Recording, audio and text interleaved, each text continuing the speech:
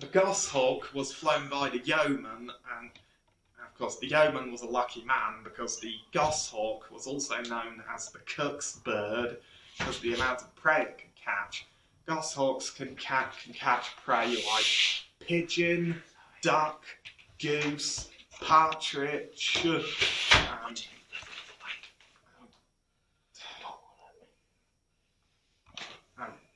as I was saying, goshawks can catch prey like pigeon, duck, goose, partridge, pheasant, grouse, squirrel, rabbit, and even big females can take hares, because that's why they were known as the cook's bird. I mean, they're still flown in falconry today, but they don't really do them for displays, because the goshawk is a one-man hunting bird, and it would be too stressed and agitated in a big crowd. But of course, goshawks are also very, very fast, and they're ambush hunters, so they rely on surprise. And because what they do is they usually perch on a tree and just and just be looking around to see if there's any prey, and they have eyesight that's 6 times more powerful than ours. And of course they will then leap from their perch, and they will dodge and weave in between branches, and as you can see here, they will even fold their wings into their side to get through a narrow gap like this, and boom! They catch their prey by surprise. And in fact, if you were a bird or a rabbit or a squirrel and saw the goshawk's talons coming at you like that, it would probably be the last thing you ever see.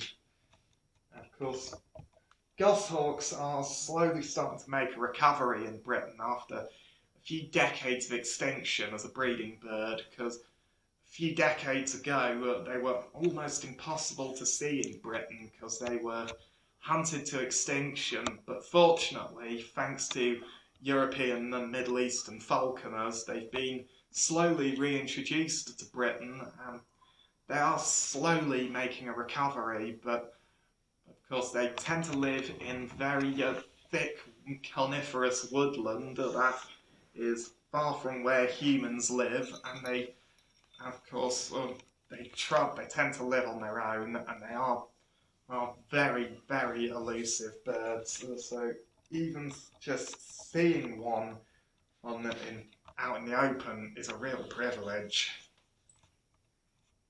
And of course, here is much of their range in Britain. And now, the next animal I'm going to show you is another bird associated with myth and legend, but also one of the smartest birds and also the world's largest perching bird. It is the raven.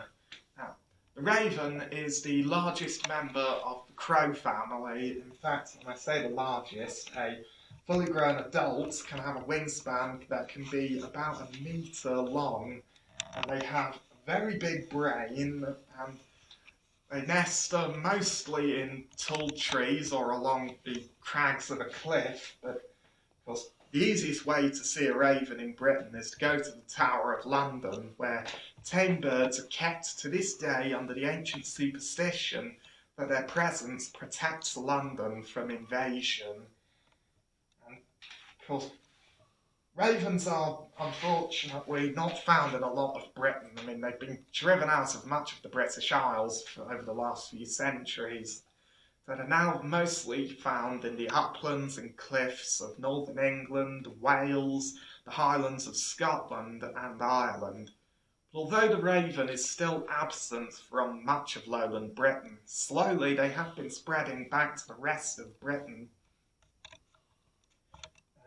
Ravens will mate for life, and in fact they put on a very unique courtship display to find a partner. Early in the year, around January time, the pair will usually put on a breathtaking aerobatic show where they chase one another, tumble and dive, and even roll right over onto their backs in mid-air with wings almost closed.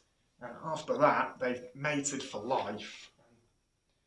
And of course, unfortunately, like eagles and other raptors, ravens have been seen as a threat to sheep and game birds. But of course, their scavenging nature means they tend to go for the sick or injured first. But also, ravens are persecuted because they're seen as bad omens, that they bring death and misery to places, which is incredibly unfair and untrue. But in many myths and legends, ravens have been featured, like in Norse mythology. The raven was the companion of Odin, the one-eyed god of war. And of course, in George R.R. Martin's A Song of Ice and Fire, ravens were used to send messages throughout the Seven Kingdoms. And also there was the three-eyed raven. But probably more famously in J.R.R. Tolkien's The Hobbit, ravens were used by the dwarves of Erebor to send a message to their kin in the Iron Hills to help them. But also, probably the most famous example of ravens in myths and legends is probably Edgar Allan Poe's The Raven poem, which even to this day is one of the most frightening things I've ever read or heard. And when I said about ravens being intelligent birds, in fact, it's actually said that they are probably a lot smarter than human beings, because in places like Ireland, where fishermen leave their nets in to catch fish, ravens have quite often been documented pulling the nets out of the water to take the fish and then put the nets back. And then the fishermen come back the next day to find out that much of their fish has been taken, and they're all like, bloody ravens again! Of course, like any sizable predator, the raven needs a good area of space to hunt and nest in order to survive. And once they've established their territory, they need to see off rivals of their own species, as well as other raptors like buzzards and peregrines that seek out similar habitats and prey. And of course, unfortunately, ravens are also in decline in places like the Scottish border country of Northumberland. This is mainly down to what are called more efficient sheep rearing practices, which are leaving fewer carcasses for the ravens to feed on, but also persecution for them being seen as like bad omens that bring death, which is incredibly untrue. However, the raven is not endangered in Britain. They are slowly spreading back to the rest of Britain. But of course, as you know, the easiest way to see one is to go to the Tower of London. And here is the range of the raven in Britain. Now, the next animal I'm going to show you all is one of our most elusive and endearing predators, also another member of the weasel family. It is the otter. Now, otters are one of our largest carnivores, and while they may look cute and cuddly, I wouldn't advise trying to give one a cuddle, because these are in the weasel family, and they are a family that's well known for being utterly ferocious and punching above their weight and taking on animals many times their own size and having no fear at all. That and also they have incredibly powerful teeth that can crush right through shell and bone.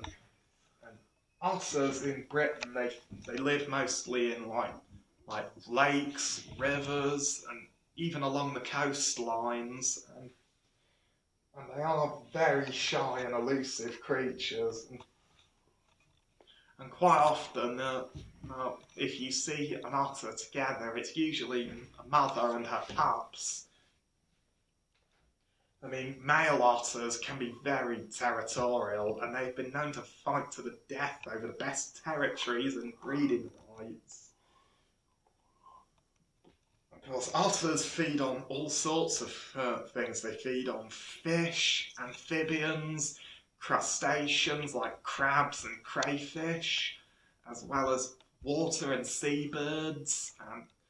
And they will feed on pretty much anything they can find. As you can see here, they have enormous canine teeth and very sharp and powerful cheek teeth called carnassials. And there's no doubt if I was to go up against an otter, it would probably shred me, and it would take more than a sticking plaster to patch me up. You know, I've only seen otters in the wild a few times. I mean, the first time I saw an otter in the wild was when I went to the Attenborough Nature Reserve in 2012. You know, I only saw otters for a few seconds, like it was only a fleeting glimpse and then they were gone. But then in 2017 I went to the Isle of Mull with my mother, and it was the best trip of my life so far, and I actually got to see many otters while I was out there. Not just fleeting glimpses, but also some very good views of them. And otters have made a dramatic recovery over the last few decades because they were hunted to extinction in Britain for their fur and also so their habitat was heavily polluted, but they have been making a full recovery over the last few decades. And although they are still very, very elusive and hard to find, they aren't endangered, but they are still monitored carefully in Britain. But as I said, I really would not advise trying to give one a hug. Of course, here is their range.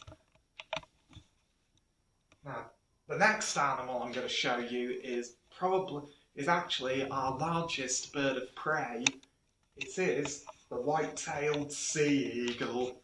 Now, the white-tailed sea eagle is the largest bird of prey in the British Isles. And when I say big, I mean a fully grown female can have a wingspan of just about 2.5 meters, which is as big as me standing up with my hands in the air.